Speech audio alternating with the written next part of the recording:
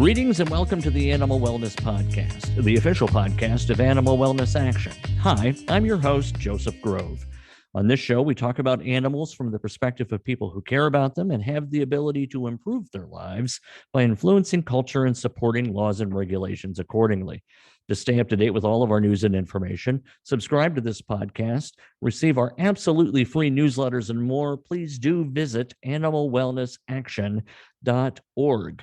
And I tell you, it's really a good time to check out our website, follow us on social media, subscribe to this podcast if you're not already a subscriber, because we have a tremendous year ahead of us. If you've been following our content, you'll know that 2022 ended great for animals. We had a significant leadership role in passing the FDA Modernization Act. There was the Reduce Animal Testing Act. We got Congress to outlaw the sale of shark fin products in the United States, which will reduce the horrific practice of fishermen bringing up sharks, cutting off their fins, and then throwing the poor animals back into the water to be eaten alive or drowned. We fixed the Horse Racing Integrity Safety Act to help ensure it passes constitutional muster. And we also got record-breaking funding to help other protections for horses. All of that because of your support. You take action when we send you emails and ask you to get in touch with your legislators. You contribute so that we can have the staff to do the work. Marty Irby, whom I'll introduce in a moment, has been frequently named one of the top lobbyists in D.C. He's incredible. He's up on the Hill every day. I talked to him earlier today, and he already has 100 appointments set with legislators in the new Congress to help push forward our agenda for next year. Wayne Pacelli, one of the greats in animal protection, head of our organization, two-time New York Times bestselling author. All of your support helps make sure this team does its job for animals. So I really do appreciate your being part of the team. And speaking of Marty Irby, before we get into the meat of the show, I do want to turn it over to Marty for a legislative update. Marty, tell us about what's going on the Hill. Well, it's never boring around this place. Thank you, Joseph. Of course, this is the beginning of the 118th Congress, but we've got a great agenda set. We're going to have a lot of bills that we had in the last Congress reintroduced, like the Veterans for Mustangs Act, like the Minks or Super Spreaders Act, the Bear Poaching Elimination Act, anti-horse slaughter legislation, and others.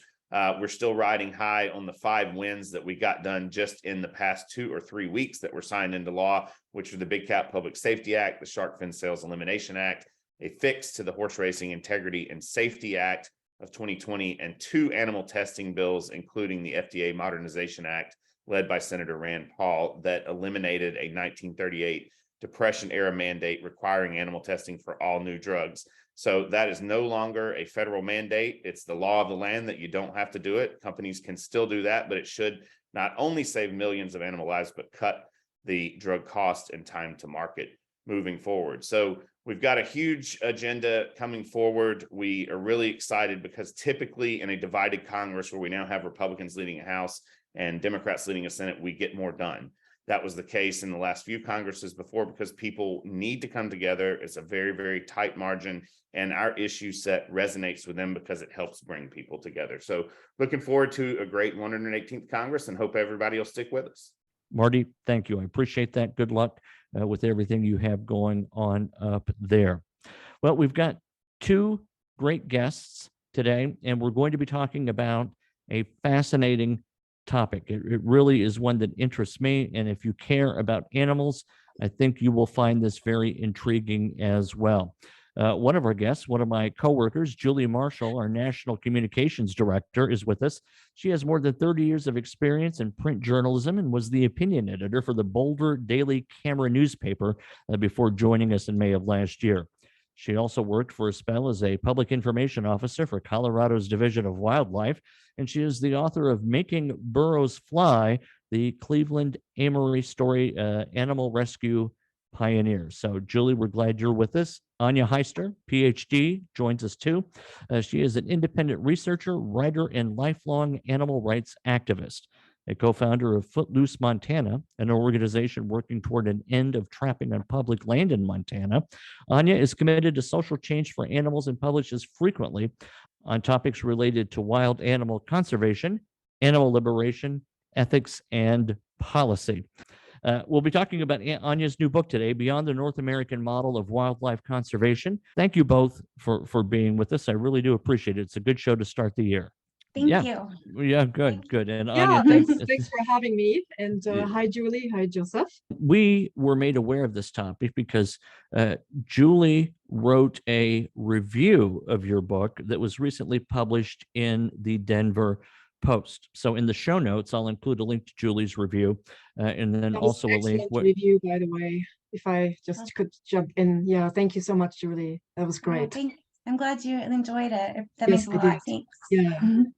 Yeah. Yeah. Julie has been super successful using her print media background in helping us tell our stories to a broader audience. So I think her review of your book, her introduction of you to my world is a perfect example of how powerful stories can be powerfully told. So again, props to you both on that.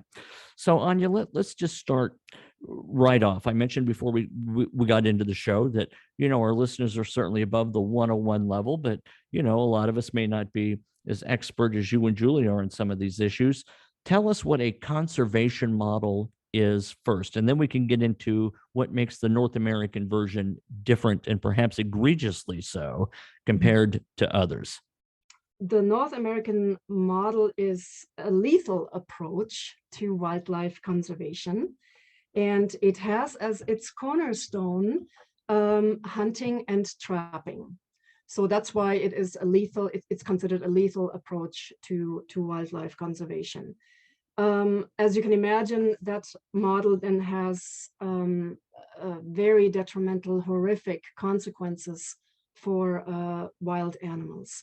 It's a set of this principle that describe the approach of state and federal wildlife agencies, how they think wild animals should be managed, and in that case, they think that wild animals need to be managed lethally primarily through hunting and trapping. But when you look at other government agencies, for example, the USDA Wildlife Services, they very often kill millions of animals through the use of sharpshooters, of poison, with the use of poison, and of course through shooting and trapping.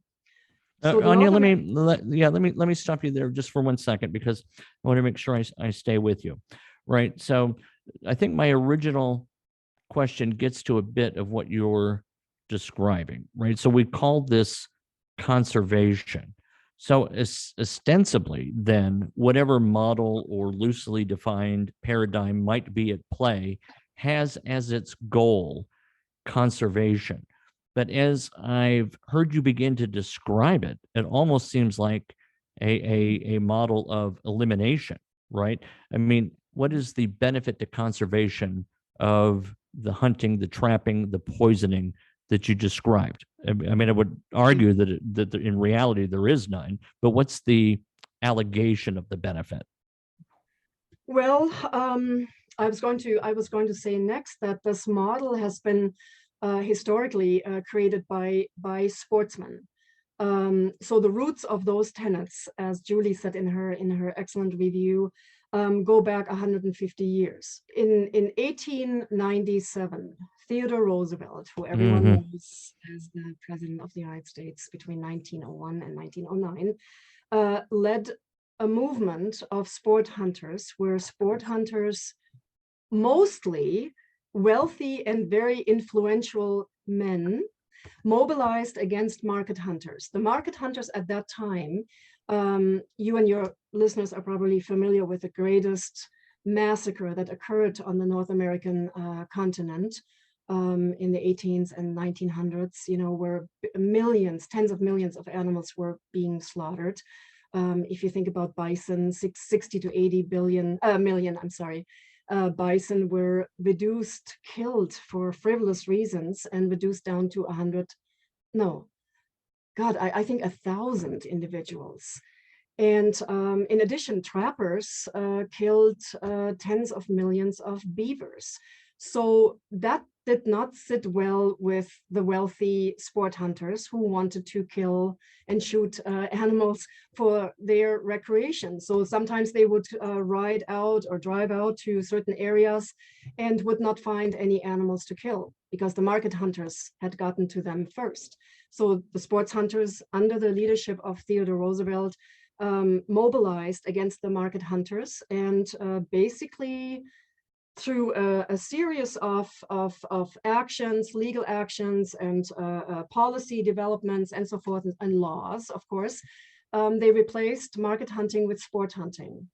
And then the next step was in 1897, Theodore Roosevelt founded the Boone and Crockett Club, which is it's a trophy hunting club that is, by the way, headquartered here in Missoula, Montana, where I live. It's right there.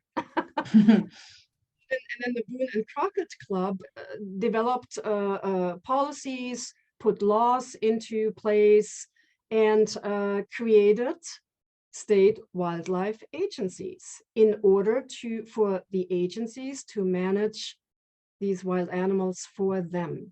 So in essence, and just to emphasize that point, historic sportsmen, primarily hunters, created state wildlife agencies. And they all follow that model, that North American model, that, like I mentioned before, consists of 7 elements. Would you like me to read? Let's hear them. What are those 7 elements? The first element or principle is states wildlife resources are a public trust. So in essence, that says wildlife is a common resource that is held in trust by the government for the benefit of present and future human beings. The second principle is markets for game or wildlife are eliminated. That basically means that the historic markets for game species were eliminated. But interestingly, trapping for fur and markets for animal pelts were exempted. So that's why we still have trapping and trapping for fur, right? The third element is allocation of wildlife is by law. And that basically states that so-called surplus wildlife is allocated to the public for consumption by law, not by the market, land ownership, or special privileges, such as wealth, for example, right? Very common in Europe, by the way. The fourth tenet is titled, wildlife can be killed only for a legitimate purpose. This principle basically legitimizes killing for food, fur, self-defense, and property defense, but also for sport and recreation. Number 5 states that wildlife is considered an international resource. If you think about birds, for example, they fly across state borders, right? So it's and also into other countries, of course. So wildlife is an international resource. Number 6 states that science is the proper tool. Science is the proper tool to discharge wildlife policy. It's a weird title, but it basically says that the implementation of policies such as hunting and trapping policies, or seasons, hunting and trapping seasons, or protection of endangered species should have a scientific base at a certain level. The final tenet is called democracy of hunting, and democracy of hunting is standard. And that goes back to Aldo Leopold, who called this idea the democracy of sport, and reflecting the model's inherent focus on hunting as the democratic process, whereby basically everyone has the right to access wildlife and has the right to hunt. Everybody every citizen has the right to hunt. All right, so 2 reactions, one of which I'm a huge Theodore Roosevelt fan, and I always perk up when he's talked about. I forget whether the museum was in Chicago or it may have been in New York. Can't remember, but in this museum were the remains of the first two panda ever seen by people from the United States, and they both had been killed by Roosevelt's sons. And I just thought, how absolutely, ironic that would be the case. But as you delineate those 7 principles, the casual listener might say, well, okay, not so bad, right? I mean, you had the market, if you will, killing, the billions of bison and all of this. What went wrong from there? So maybe most interesting to your listeners is the consequences. For example, I mean, let me say this. First of all, I think that that because the model now reflects the governmental administered wildlife conservation system, the system has literally been hijacked by sportsmen, by hunters and trappers. And I'll get to that in a minute. I think it's a really important point. So what's wrong with the model? First of all, I'd say that look at the consequences of that lethal approach that the model reflects. Look at the consequences, the detrimental impact onto wild animals. It has been estimated that every year between 100 and 200 million animals are being killed by hunters. Add to that an approximate, let's say, between 6 and 21 million animals killed by trappers. And that's not all. Add to that the USDA Wildlife Services, the agency I just mentioned previously, that kills millions of animals every year under the disguise of livestock protection. So you end up with a grotesque number of animals, wild animals, being killed every year. And for what? For fun, for recreation, for sport, for trophies, and for private profit. Hardly the legitimate purposes that one of the tenets describes. I mean, for fun and trophies would hardly seem to be a legitimate purpose. Yeah, you would think so. You would think so. But the model is often used to protect hunting and trapping. And when questions or a critique is being brought up, like you just did, Joseph, it's brushed aside, or it's being said that the model has developed and now encompasses other things and other methods and so forth and so forth. So what's wrong with this model too is what I call a very strong anthropocentric, or what other writers and other conservationists even have called a human supremacy worldview.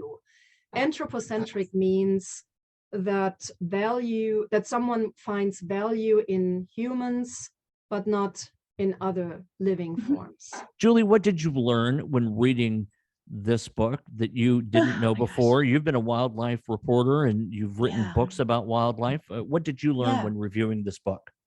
I think so many things. I mean, this book was like every turn of the page was like an aha moment for me. I mean, you can see I've just like folded all the pages, and I was going to gift it to someone, but now I can't.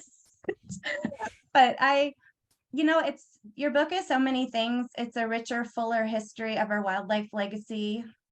And I love historians, especially ones that say history is sacred, and we're still trying to fill in the gaps for a more inclusive history that includes all of us. And I think what your book did is really provided a richer, fuller history for all of us who don't hunt and who don't fish and want to have a voice in wildlife policies today and feel left out. I think I learned so many things, like there are women's stories who date back to the 19th century who are involved from the beginning in protecting wildlife, who have been left out of the books or left out of being credited. I remember I have it in front of me, Rosalie Barrow Edge, 1877 to 1962, who established the first reserve for raptors called Hawk Mountain Sanctuary. And she helped Rachel Carson of Silent Spring discover the decline of juvenile raptors from DDT.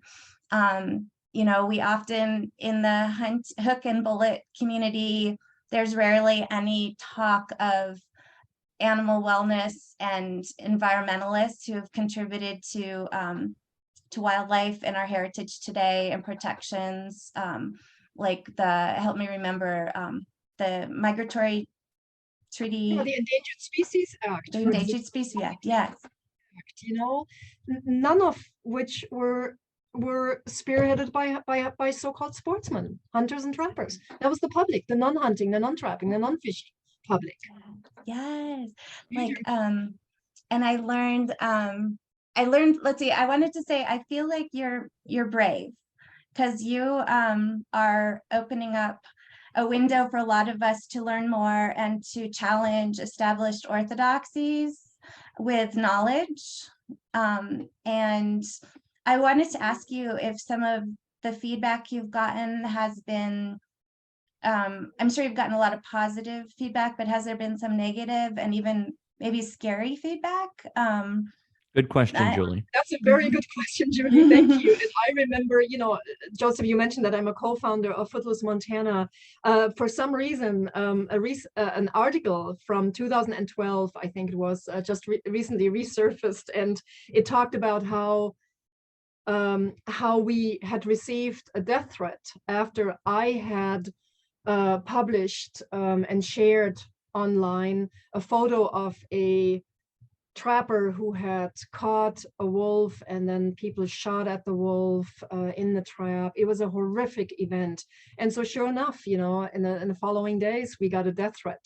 So so to answer your question, I have gotten tremendous positive feedback, actually so overwhelmingly positive that I was really touched. And so I'm still waiting for the negative feedback, and I'm sure it's going to come. I'm sure it's going to come, especially once my book is being read by so-called more traditional wildlife biologists and wildlife professionals. And certainly, if any of the sportsmen I'm mentioning in my book, one of the leading promoters of the North American wildlife conservation model, if any of those gentlemen, mostly gentlemen, will read my book, I'm assuming I will get some negative feedback. But so far, so good. Yeah, thank you. Well, if you're not if you're not making somebody angry, you're probably not doing it right.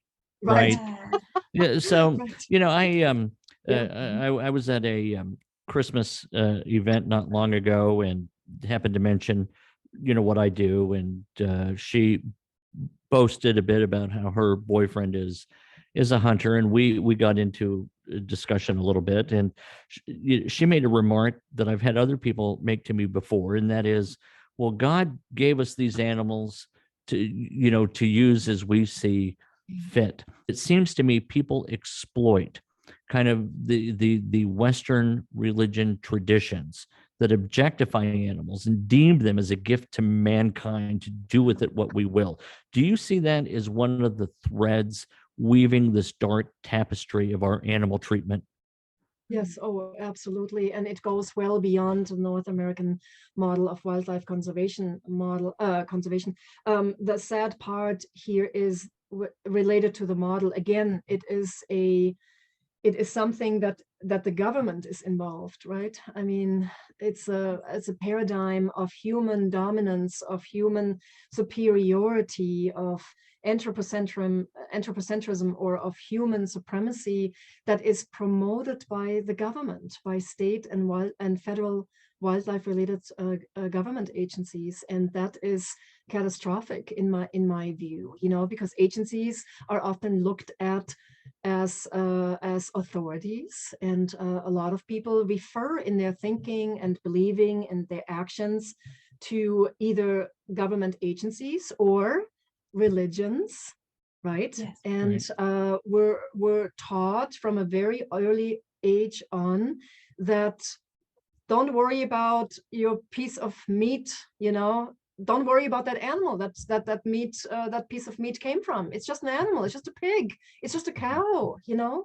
And so, and the same belief system is inherent and actually drives that North American model of wildlife conservation, exactly the same worldview. And if I may, my last point, one of my personal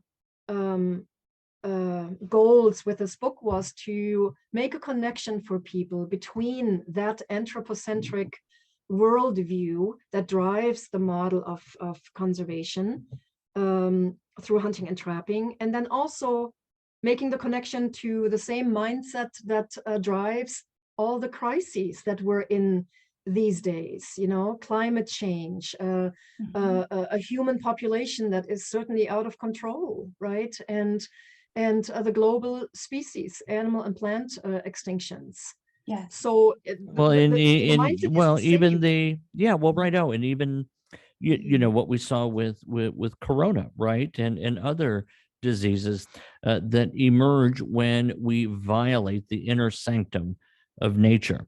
And it may be catastrophizing a bit to say this, but I believe it's a matter of time before we, in our invasion of this natural world, unleash a pathogen that may spell great doom for a lot of humanity, which is another argument against this kind of willy-nilly God gave the animals to us, so let's do whatever the heck we want with them kind of mentality.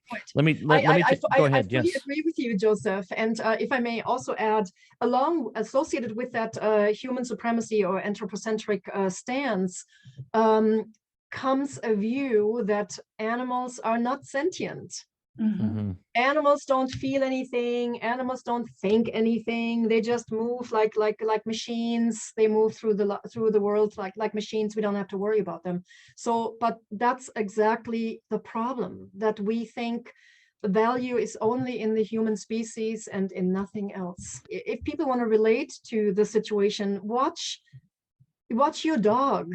And watch your dog. If you have multiple dogs, let's say you have several dogs, watch what happens to the surviving dogs if one of the other dogs dies out of old age or whatever, for whatever reasons. Look at the grief that the dogs who are remaining, how they express their emotions. Julie? Yeah, no, we're in. This is awesome. And I think you both, I mean, I'm glad, Joseph, excellent. And Anya, I'm glad you started talking about, in the book, you explained so well this North American model and how at the time a bear was looked at as an ear of corn, like wildlife was a crop to be harvested. That's where the term harvest came from. And I completely forgot that. And I was like, oh yeah, people need to realize that was the language of this paradigm way back when.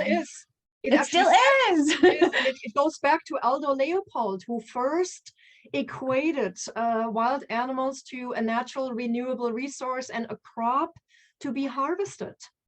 Yes. And then if you fast forward 150 years and you say what's changed, I mean, Mark Beckoff, you know, who's works with me in Colorado, who you know so well, has done so much work on ethology to show the sentience of animals. And I mean, we see it every day. I remember seeing a Smithsonian article like 20 years ago that talked about crows and had pictures of them walking up a slope, flipping on their back and sliding down just for fun.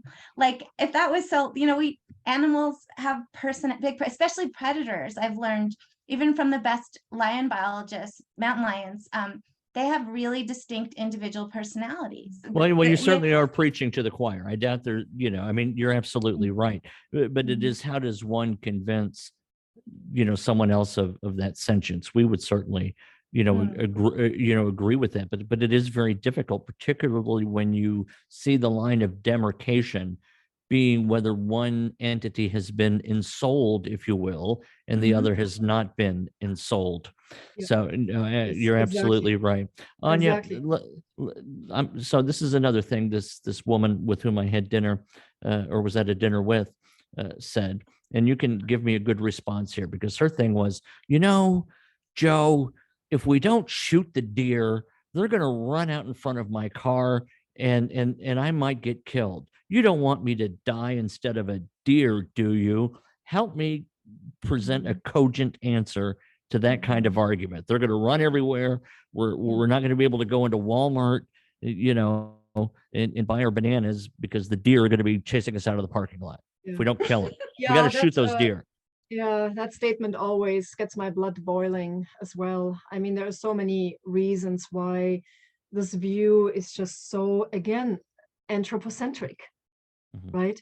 I mean, when from a number point of view, I mean, if any species is overabundant, you know, it's humans. I mean, we're literally everywhere. Our cities are expanding daily. You know, we are encroaching in the habitats and homes of other animals. Our roads go everywhere. They penetrate, you know, the last places of diversity, of diverse animal species and plant species. So, but it brings up a point that I'm making in my book as well. One of the solutions, I think, of how we need to change in our way of showing up in the world as human species is first of all, we need to develop more empathy and compassion for others. We have to get away from this anthropocentric, only human-centered way of living, and of policy development, and of management, of conservation, and of eating. And secondly, that argument goes towards a policy development. What if we developed policies like where to build roads, for example, where to slow down, where to build wildlife corridors over highways or underpasses with other species in mind? You know, Anya, I got to stop you there, right? Because when you say all that, I think, yeah, and I should lose 40 pounds too.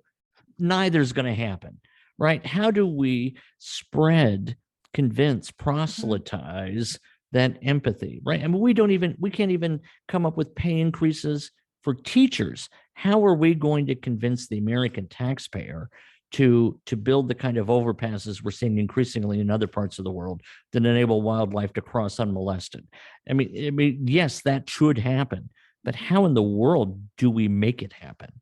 Your book is helping. I mean, I think just, you know, getting it out there and sharing it with friends and family, it really is, it will embolden people to realize there's people like you out there who have spent so much time and energy to put this full history together.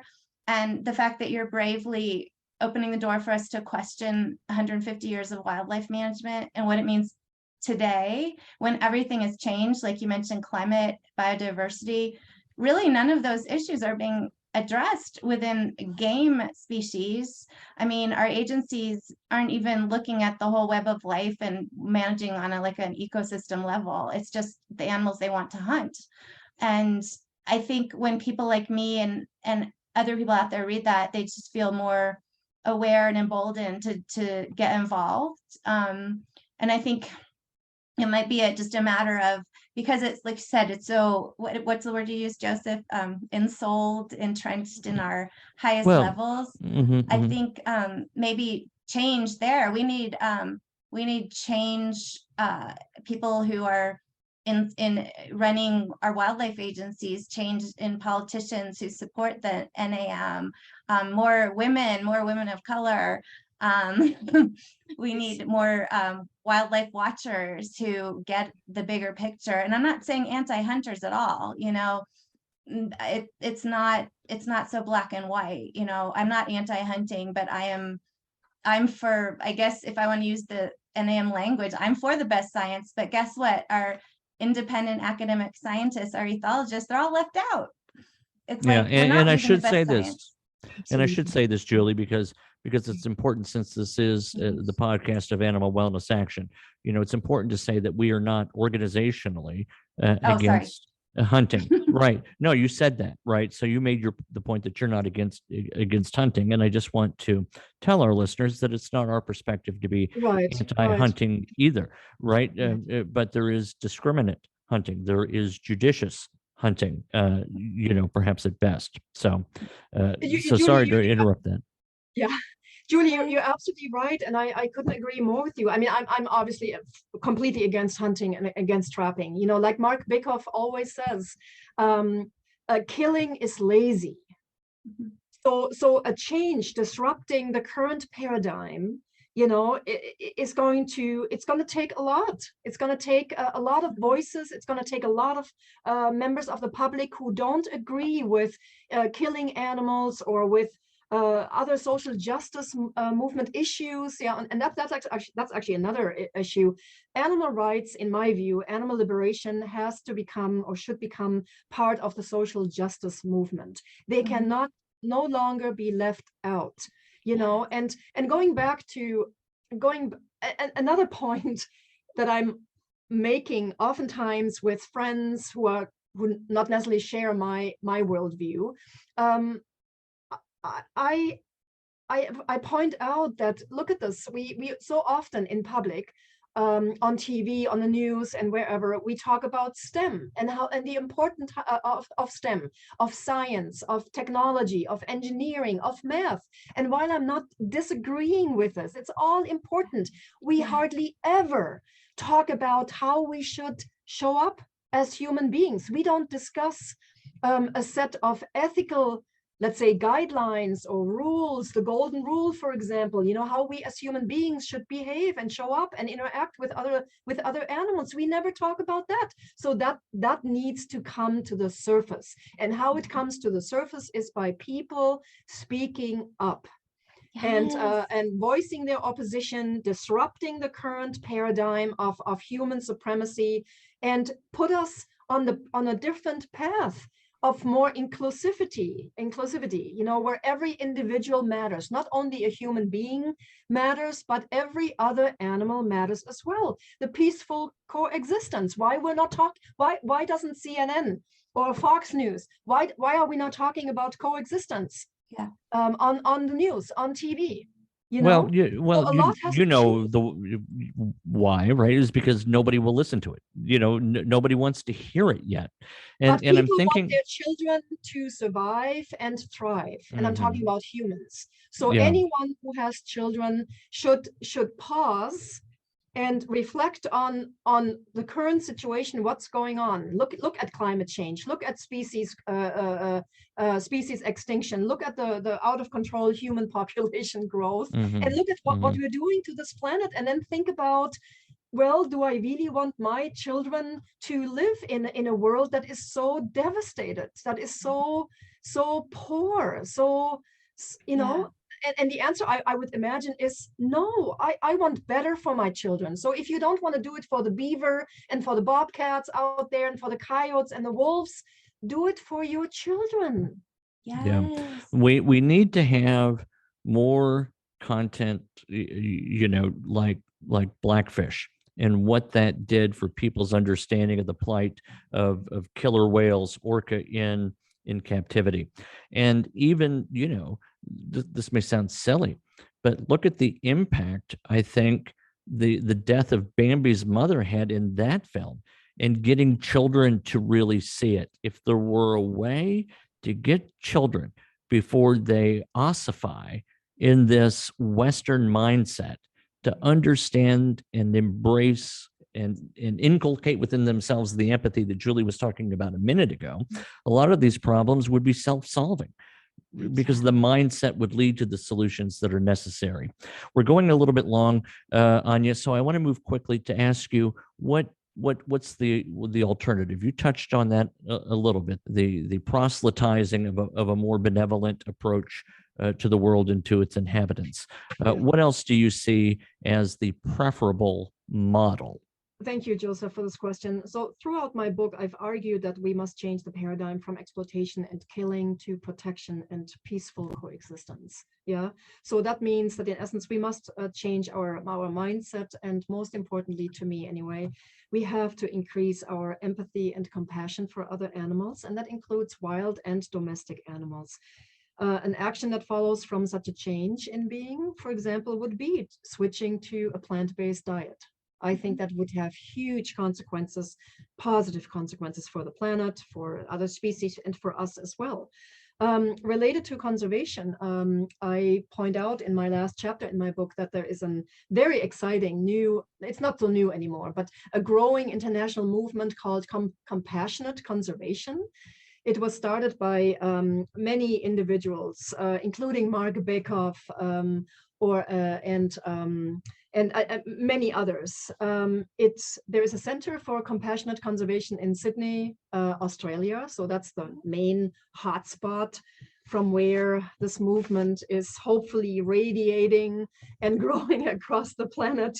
And like I've mentioned, many individuals are involved in this. Will Travers of Born Free Foundation, Professor Adrian Travis, Project Coyote, the organization in California, Animal Wellness Action, Footloose Montana, Predator Defense, and so forth and so forth. Daniel Ramp, conservationist, compassionate conservationist in Australia. And it basically, compassionate conservation basically challenges our belief in human supremacy. Compassionate conservation is a movement that has 4 tenets. The first is, first, do no harm. So that derives from the medical Hippocratic oath from medicine, you know, first don't do harm. And includes it includes the option of doing nothing, for example, in certain conservation dilemmas, if the outcome or if the interventions would cause more harm than good. The second tenet is that individuals matter. And that goes to the point of intrinsic value of individuals. So the value of individual animals, regardless of what kind of value we as humans assign to them. So intrinsic value of individuals and their species, and also regardless of how we label them, either as overabundant, like the deer you mentioned, Joseph, or native or invasive or whatever. So every individual matters.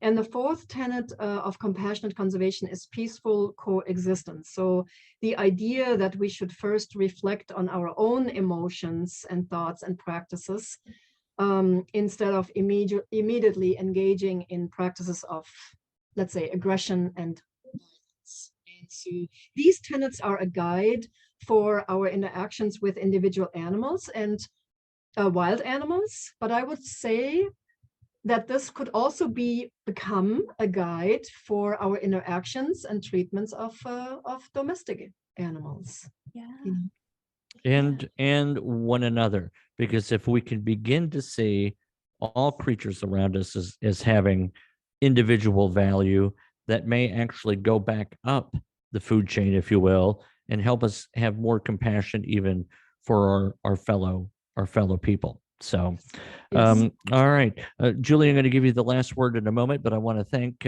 Anya Heister for being with us. The book is Beyond the North American Model of Wildlife Conversation.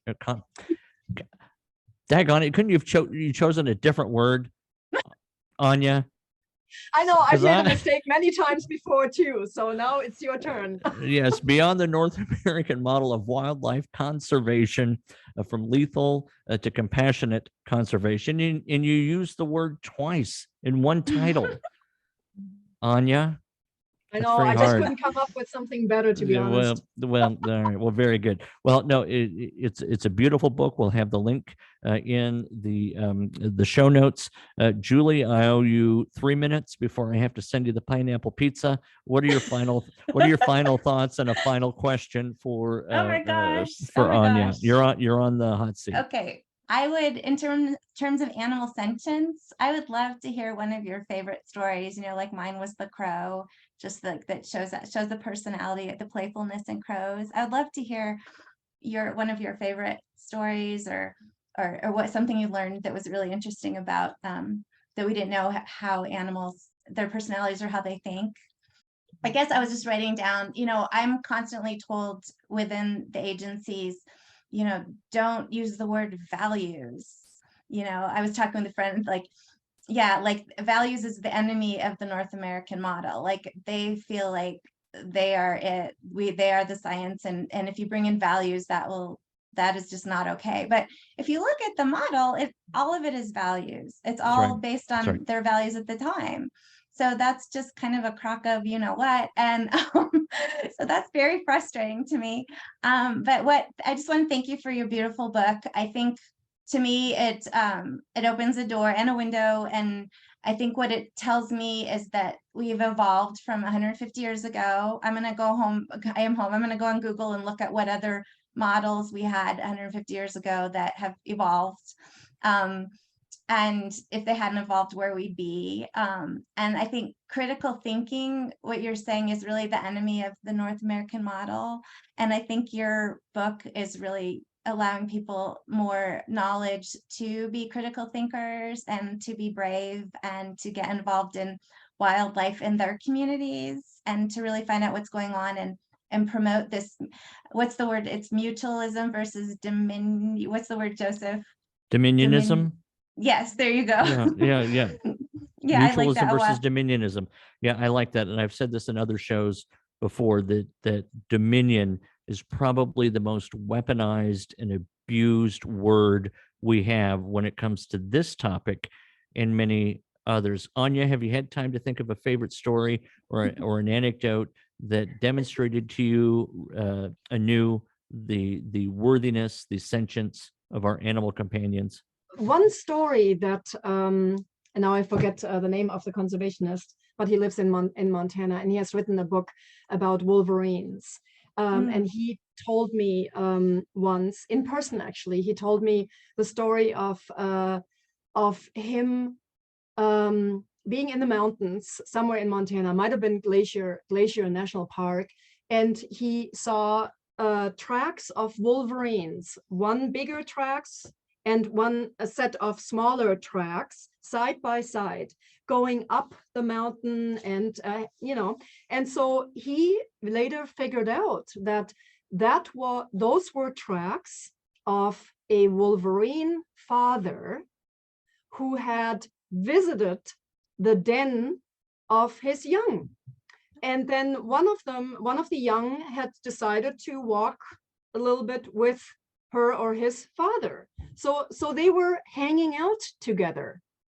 And I thought it was such a great story. It always stuck with me. Yeah, I think they sat by me at the movies that day.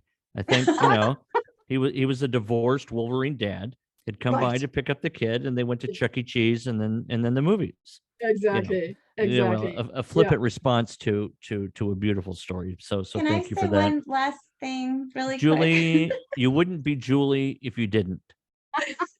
So Anya, Joseph and I'm the optimist, and I have faith in people to have learn empathy. Maybe they're born with it, maybe they can learn it. I'm fearing, Joseph, fears we're due. So I want We're doomed. So when you're talking, it's never going to get better. We're going to hell, Julie. And she's the optimist. Sadly, I have to agree with Joseph probably more than he would agree with you. I mean, but this is not to say that individuals I think are waking up, and we're becoming more of an empathetic and compassionate species. But the pace at which that is happening is very slow. And I don't think we have yet reached the tipping point, beyond which things are going to get better. I mean, I'm still hoping that we do. Hopefully our great grandchildren, Julie, will be able to listen to this podcast in some chip inside their head, and they'll be able to say that you were right and I was wrong. So thank you again. I always like to thank our listeners for tuning into the Animal Wellness Podcast. The website, we encourage you to visit it, animalwellnessaction.org. You can subscribe, you can donate. We have detailed information on a lot of our campaigns. For a small team, and we are a small team, we are up to a lot of good. You can find us on Facebook and Twitter, and we invite you to subscribe to this podcast on iTunes, Podbean, Stitcher, or Spotify. I've been your host, Joseph Grove, and we'll be back soon with another episode of the Animal Wellness Podcast.